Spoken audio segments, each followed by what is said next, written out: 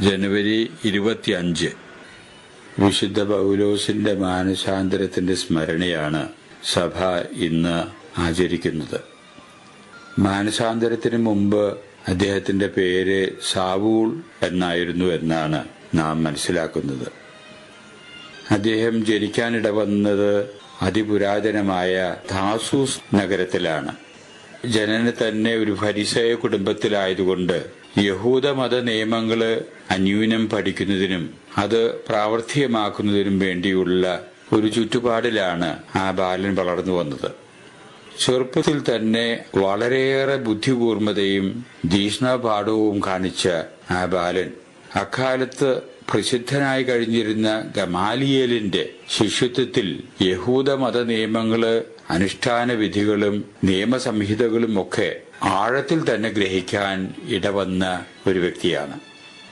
അതിന്റെ അടിസ്ഥാനത്തിൽ അന്നത്തെ സാവൂളിന്റെ ബോധ്യം യേശു എന്ന് പറയുന്ന ആ വ്യക്തി കുലദ്രോഹിയാണെന്നും അതിനാൽ തന്നെ യേശുവിനെതിരായിട്ട് പടപൊരുതണമെന്നും യേശുവിൽ വിശ്വസിക്കുന്ന ക്രിസ്ത്യാനികളെ നശിപ്പിക്കാൻ ഇടവരണമെന്നുള്ള ഉറച്ച ബോധ്യത്തിലായിരുന്നു സാവൂൾ.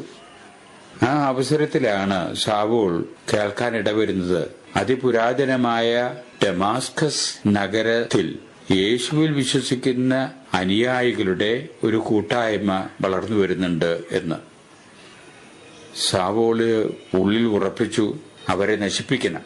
അതിനുവേണ്ടി പ്രധാന പുരോഹിതന്റെ അധികാരപത്രവും വാങ്ങിക്കൊണ്ട് വേണ്ട ഒരുക്കത്തോടുകൂടെ കുതിരപ്പുറത്ത് ഡമാസ്കസിലേക്ക് ഉള്ള യാത്ര തുടർന്നു. ഉദ്ദേശ്യം അവിടെയുള്ള ക്രിസ്ത്യാനികളെ കൊല്ലണം, അവരെ നശിപ്പിക്കണം. അങ്ങനെ അതിതീക്ഷ്ണമായിട്ടുള്ള ഒരു ഉള്ളിന്റെ വിളി എന്ന രീതിയിലെ സാവൂൾ ഡമാസ്കസ് ലക്ഷ്യം വെച്ചുകൊണ്ട് യാത്ര ചെയ്യുകയാണ്. ഡമാസ്കസ് നഗരം എത്തുന്നതിന് മുമ്പ് അതിശക്തമായ ഒരു വർണ്ണപ്രപഞ്ചം സാവൂളിനെ കീഴടക്കുന്നു.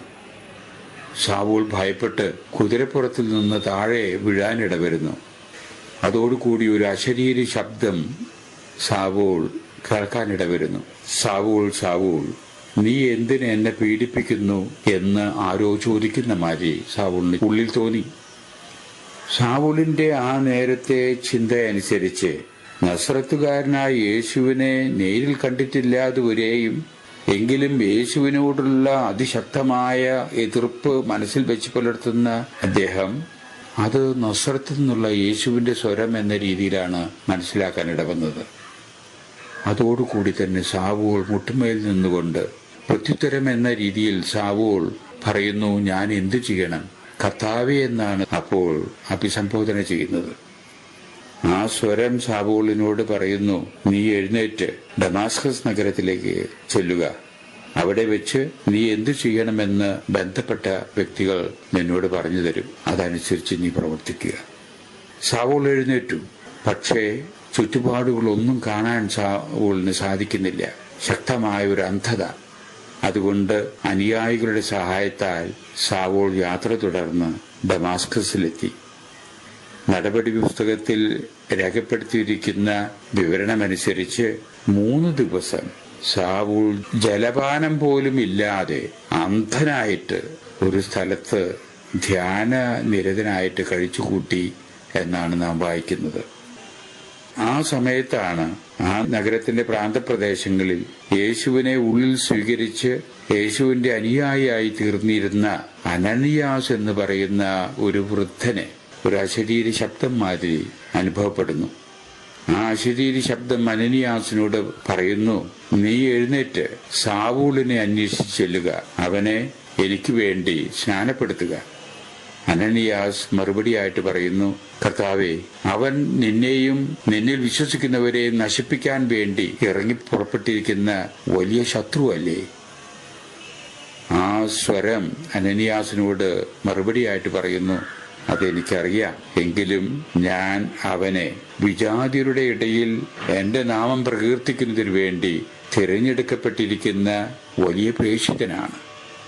അത് അവൻ നിർവഹിക്കുന്നതിന്റെ ഇടയിൽ എന്തുമാത്രം ത്യാഗങ്ങൾ അവൻ സഹിക്കാൻ ഇടവരും എന്ന് അവന് അവസരോചിതമായ രീതിയിൽ ഞാൻ കാണിച്ചു കൊടുക്കും. നീ നിന്നോട് പറഞ്ഞത് അനുസരിക്കുക. അനനിയാസ് ആ ഉൾപ്രേരണയനുസരിച്ച് സാവോളിനെ തേടി ദമാസ്കസിലേക്ക് എത്തുന്നു. അവിടെ സാവോളിനെ ജ്ഞാനസ്നാനം നൽകുന്നു. അതോടുകൂടി സാവോളിന്റെ അന്ധത മാറുന്നു. യേശുവിനെ വെറുത്തിരുന്ന സാവോൾ അതോടുകൂടി യേശുവിന്റെ ശിഷ്യനായിട്ട് തീരുന്നു. യേശുവാണ് സാക്ഷാൽ രക്ഷകൻ എന്നുള്ള ഒരു ഉൾവിളിയാണ് സാവോളിനെ ആ സമയത്ത് ലഭിക്കുന്നത്. അതോടുകൂടിയാകണം സാവോൾ പൗലോസായിട്ട് മാറുന്നത്.